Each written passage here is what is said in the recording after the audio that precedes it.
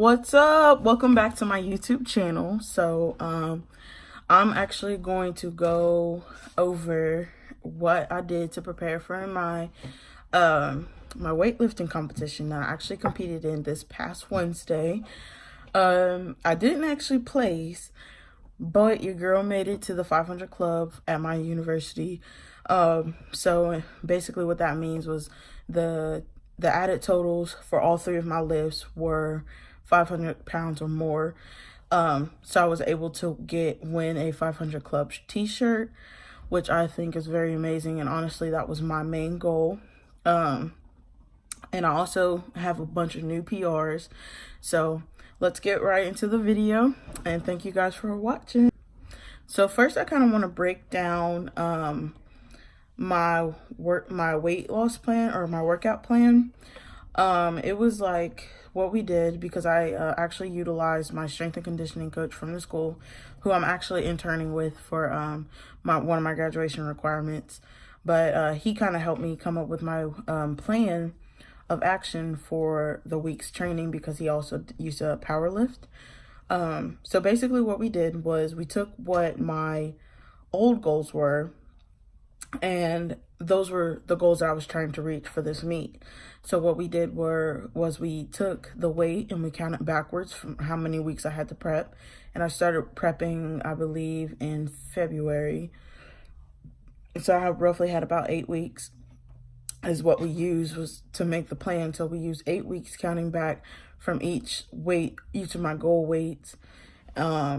So the 8th week was the lightest weight that I used for workouts and stuff. And honestly, the workouts was mainly just doing the motions of each lift. So I did a bunch of rows, a bunch of curls, a bunch of squats, deadlifts, like stuff that was all in those motions. And that kind of like, his whole reasoning was to kind of like keep working those muscles and just focus on those muscle groups. So when it comes to competition, that I would actually deliver what I wanted. So here is going to be, I'm going to try and put the pictures on the screen somewhere. This is like the picture of like the workout plan with the workouts that I did for those weeks. And honestly, it did get a little tedious, but like being able to increase weight each week kind of like kept me motivated and kept me encouraged to like kind of stick to it. I did have to kind of push back a week, so that the week before, so like last week was my deload week. So what that means was I was just doing a bunch more easy weights. It was just a really easy week, and that way when it came to prepping the week of competition, I necessarily wasn't lifting anything. It was like my body was recuperating, my muscles was recovering from all my previous weeks of lifts and stuff. So that was that. And then the 2 days before, so the meet was Wednesday, so Monday and Tuesday I carb loaded, and I weighed in Wednesday morning on an empty stomach, so that I was at my lowest weight. And that way, that's the weight they use for determining how much my percentage of lift. So instead of using the Wilts formula for our competition, they did what I don't know what they would call it, but basically they took the weight that you lifted and divided it by your body weight, and that gave them a number, and they added that up to determine your place. No, it's not an effective way to do it, and I feel like it definitely did not give us bigger girls the opportunity to actually win, just because we do have such a heavier weight, that for us to even become remotely close to win, we would literally have to lift like 400, 500 pounds or something like that. And personally, I'm not there yet. Will I get there? Hopefully, eventually. But being 240 pounds and lifting like 260 and 270 pounds, like, to me, that's good. Like, because I'm lifting my body weight. I can move my body weight, and that was honestly, that's my main goal, is to be able to squat and deadlift my own body weight. So that's honestly, those were my goals. And honestly, like, I knew I wasn't going to win. So I didn't go into the mindset of this competition that I'm going to be bummed out if I didn't win. For me, it was more about reaching goals and setting new records for myself. Going into records, I'm going to actually put in my 3 lifts right now, starting with my bench, my squat, and my deadlift. So you guys can check out these videos real quick.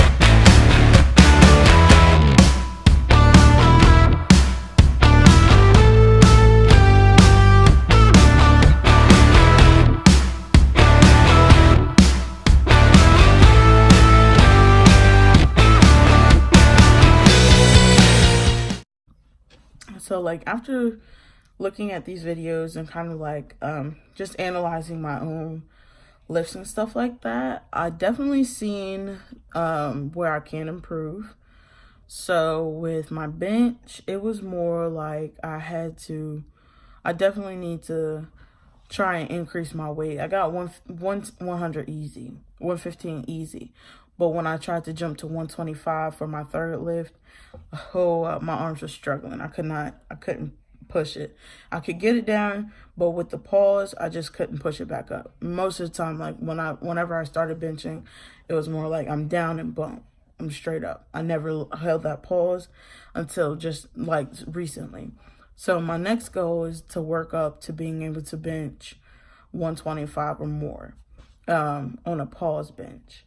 So based off that, I definitely need to figure out other ways that I can kind of help, like using all parts of my body to get that weight up.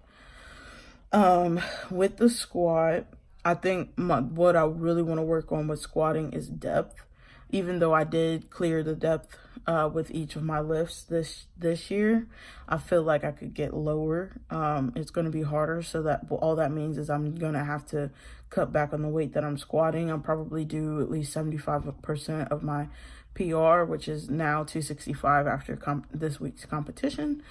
So I'll probably do 75% of that and just keep squatting it week by week, slowly increasing weight until I can hit the depth that I truly want to get. And then the next one is my deadlift.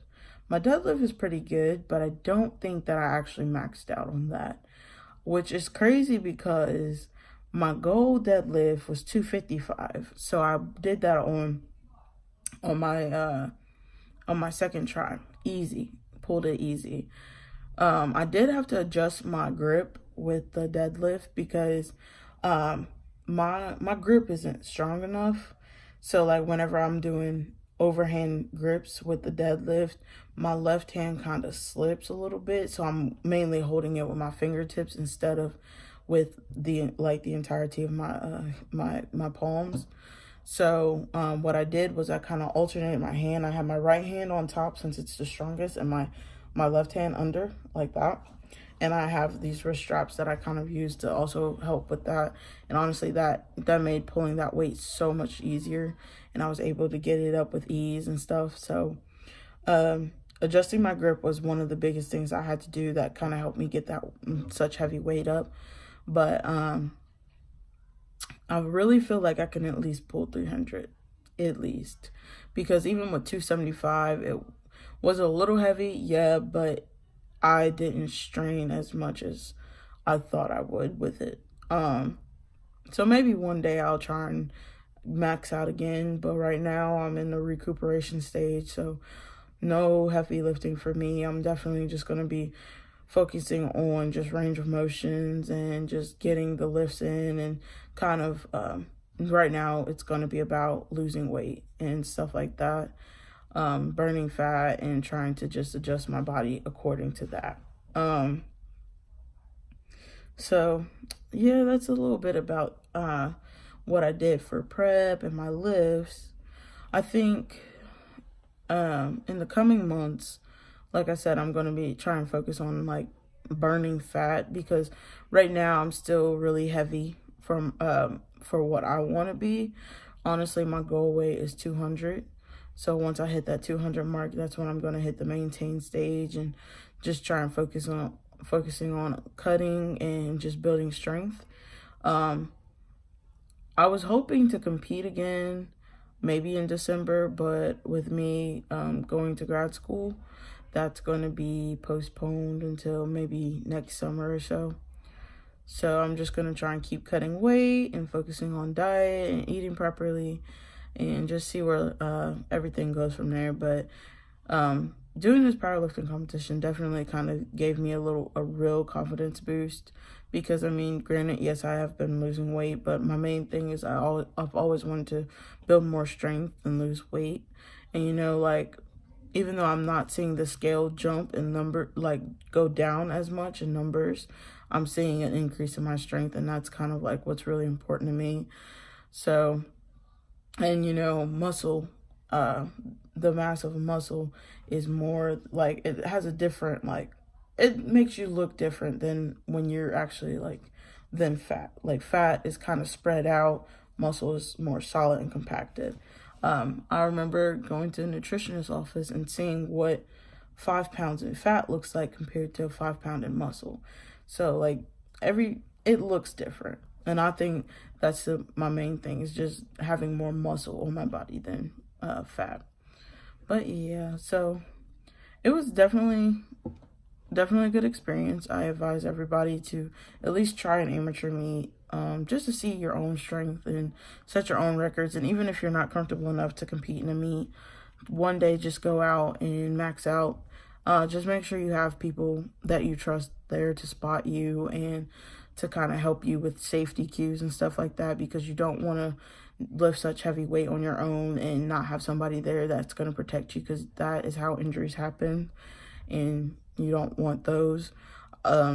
Ironically, there was a guy that actually fainted at this meet, and I was like, whoa, I've never seen somebody faint from lifting so heavy. So that was really shocking and surprising and kind of scary too. But yeah, you don't want things like that to happen too.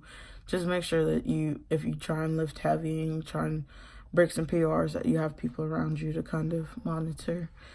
But that's all I have for you guys today. Tune in next week. I'll be talking about supplements that I'm taking and stuff like that, and things that I plan on trying. Hopefully I can actually get my new supplements ordered soon. They're out of stock right now.